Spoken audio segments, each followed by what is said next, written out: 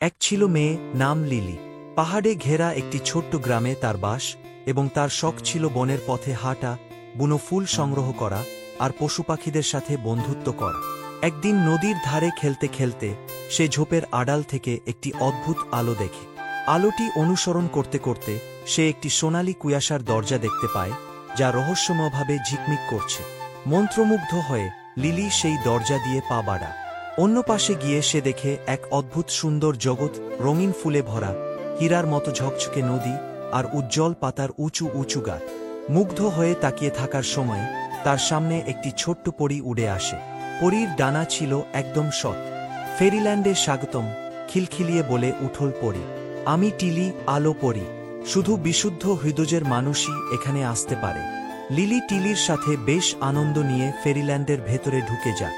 হাঁটতে হাঁটতে সে দেখতে পায় বিভিন্ন ধরনের পরী, কেউ প্রজাপতির মতো ডানা নিয়ে উঠছে, কেউ আবার চাঁদের আলোকিত ডানা নিয়ে, কেউ আবার রঙিন ঝিকমিক ডানাওয়ালা।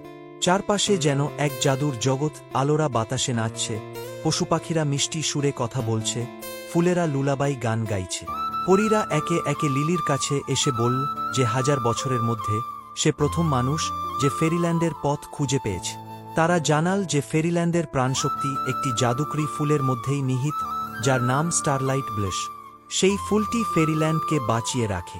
কিন্তু ইদানিং সেই ফুলের আলো ম্লান হয়ে যাচ্ছে, আর পরীরা ভীত যে তারা তাদের সুন্দর এই দেশটি হারিয়ে ফেলবে। পরীদের কথা শুনে লিলি সাহায্যের প্রস্তাব দিল। টিলি আর কয়েকজন পরী তাকে স্বপ্নের উপত্যকার দিকে নিয়ে গেল, যেখানে স্টারলাইট ব্লসম গোপনে লুকিয়ে আছে। পথটি ছিল দীর্ঘ আর কঠিন, ঝোপের গাছে ঢাকা, ছায়া দিয়ে ঘেরা, আর জাদুকরী প্রাণীরা সেখানে পাহারা দেয়।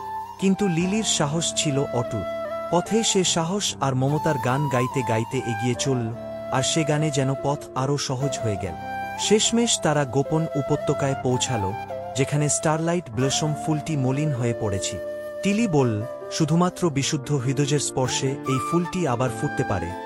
লিলি বুঝে নিয়ে আলতো করে ফুলের উপর হাত রাখ। সাথে সাথে একটি উজ্জ্বল আলো উপত্যকাকে ভরিয়ে দিল, আর স্টারলাইট ব্লসম আবার ফুটে উঠল, আগের চেয়েও বেশি উজ্জ্বল। পরীরা উল্লাসে ফেটে পড়ল, আর ফেরিল্যান্ডে আবার ফিরে এল জাদু। পরীরা লিলিকে উপহার দিল স্টারলাইট ব্লসমের পাপড়ি দিয়ে তৈরি একটি জাদুকরী নেকলে। যখনই তুমি এটি পরবে, তখনই তুমি আবার ফেরিল্যান্ডে আসতে পারবে, হাসতে হাসতে বলল টিলি। সেদিন সন্ধ্যায় লিলি তার গ্রামে ফিরে এল, কিন্তু তার হৃদয়ে সে একটুকরো জাদু নিয়ে ফির। মাঝে মাঝে যদি কেউ নদীর ধারে কান পেতে শোনে, তবে লিলির পরী বন্ধুদের গান আর সোনালি কুয়াশার সেই রহস্যময় দরজা হয়তো দেখতে পাবে, যা ফেরিল্যান্ডে যাওয়ার পথ খুলে দেয়।